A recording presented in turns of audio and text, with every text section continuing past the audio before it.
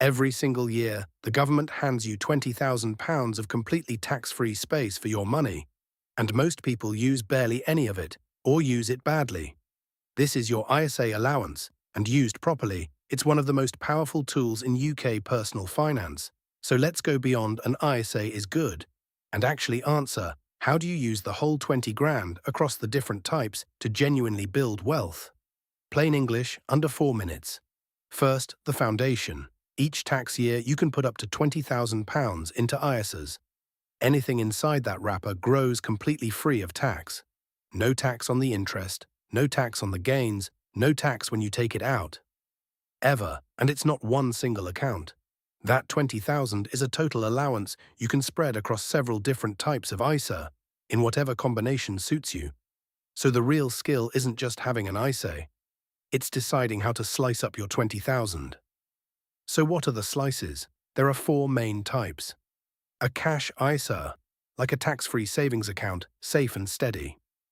A stocks and shares ISA, for investing with more growth potential and more risk. A lifetime ISA, which we've covered, for a first home or retirement, where you can put in up to 4,000 and get a 25% bonus. And an innovative finance ISA, for peer-to-peer lending, which is higher risk and more niche. You can pay into a mix of these in the same year, as long as the total stays within your 20,000. Now the useful bit, how to actually divide it. The trick is to match each slice to the job it's doing. Money you might need soon, or your emergency buffer. That belongs in a cash ISA, where it's safe and instantly tax-free. Money you won't touch for 5 years or more, where you want it to grow. That's the job of a stocks and shares ISA. Saving for your first home, and you're eligible. The lifetime ISA's bonus is hard to beat for that specific goal.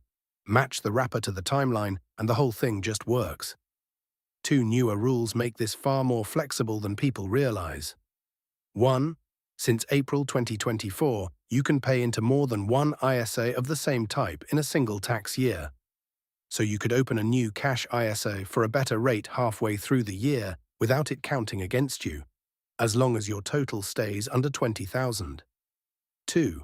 Many ISAs are now flexible, which means you can withdraw money and put it back in the same tax year without losing that part of your allowance. Both rules give you more freedom to manage your money without wasting your tax-free space. But here's the catch that costs people the most. The allowance resets every year on the 5th of April, and you cannot carry it forward. Whatever slice of your 20,000 you haven't used by then is simply gone, for good. You don't get last year's allowance back. And there's a change adding urgency. From April 2027, under 65s will only be able to put 12,000 of that allowance into cash, nudging more of it towards investing. So the habit to build is simple. Use as much of your allowance as you sensibly can every single year before the deadline quietly takes it away. So to actually use your 20,000, remember it's tax-free space you can split across cash, stocks and shares, and lifetime ISAs. Match each slice to its job. Cash for soon, investments for the long game. Use the newer flexibility to chase better rates and move money around. And above all, use it before the April deadline because it doesn't roll over. Do that every year and you build a growing pot the taxman can never touch. If that helped, subscribe.